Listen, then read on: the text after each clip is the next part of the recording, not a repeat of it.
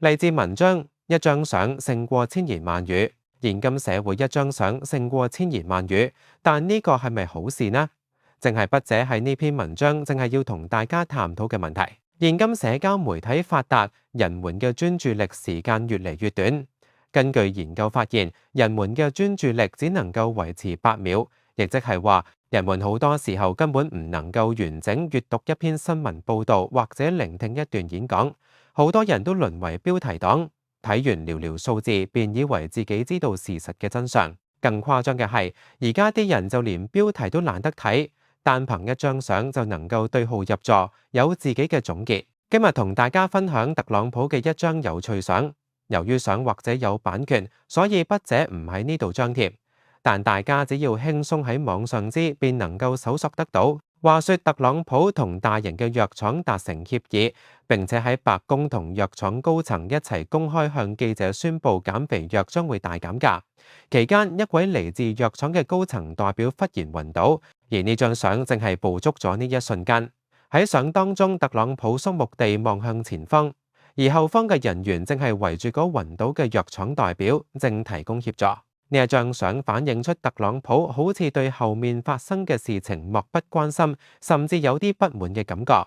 呢一張相彷彿話俾讀者特朗普嘅為人點樣，相信唔少睇到呢一張相嘅朋友亦都會對號入座，對於特朗普產生一啲反感。然而，由於呢個係一場新聞發佈會，所以在場有記者記錄下當時嘅影片。其實影片中嘅特朗普喺藥廠代表暈倒之後，亦都有馬上轉身查看能夠協助嘅地方，起碼唔係漠不關心。真實嘅情況同一張新聞照片想表達嘅嘢截然不同。然而現代人已經失去咗問底根嘅精神，好多人會相信一張相嘅意思。難怪喺日本嘅首位女首相高市早苗，每次舉行新聞發佈會嘅時候，台下嘅記者閒談內容被意外記錄落嚟。當時這位記者提到要拍攝一啲讓高市早苗支持度下降嘅相，而事後呢位記者所屬嘅新聞機構亦都出嚟承認錯誤。然而一聲道歉並唔能夠代表呢一位記者提及嘅內容係個別例子。記者本身係人，佢哋自然對於報導嘅對象同內容有既定嘅立場，佢哋能夠利用手上嘅一支筆同相機，表達出佢哋想表達嘅內容。而對於不求甚解嘅讀者嚟講，往往照單全收。本身如果讀者能夠從多方面吸收資訊來源嘅話，或許能夠獲得較中肯嘅資訊。但係資質話俾我哋知，人們往往中意睇自己信奉嘅嘢。例如我哋睇開某立場嘅報章，我哋就會成為佢牢固嘅讀者。久而久之，我哋對於呢啲報章提到嘅內容就會更加堅定相信，唔會懷疑。外國曾經有一個實驗，工作人員分別揾嚟一班支持死刑同反對死刑嘅參加者，並且俾佢哋睇一篇關於死刑嘅報導。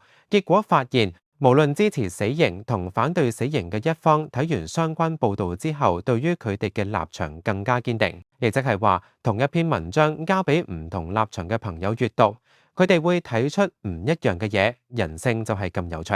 其實呢個現象亦都唔出奇，因為啲人都希望自己所信奉嘅嘢係正確㗎。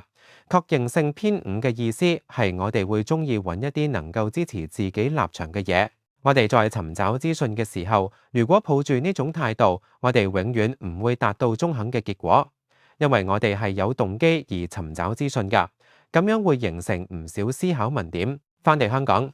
最近一位香港著名嘅 KOL 由於捲入虛擬貨幣詐騙案被捕，佢嘅女友喺事後首次出現嘅時候被記者捕捉咗相。當報導刊出之後，呢位女生十分不滿，被控訴話記者將自己拍攝得咁難睇，並且話自己預早準備好讓記者拍相，但記者將自己拍攝成咁樣醜陋嘅樣，係十分過分嘅行為。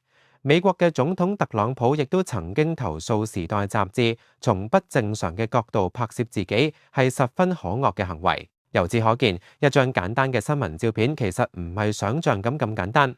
無論拍攝者同被拍攝者，以至閱讀者，大家都能夠從呢張相中意會到千言萬語。當然建議大家參考相嘅時候，要提醒自己相同望有疑愛之音，唔好簡單輕信，以免影響我哋嘅判斷力。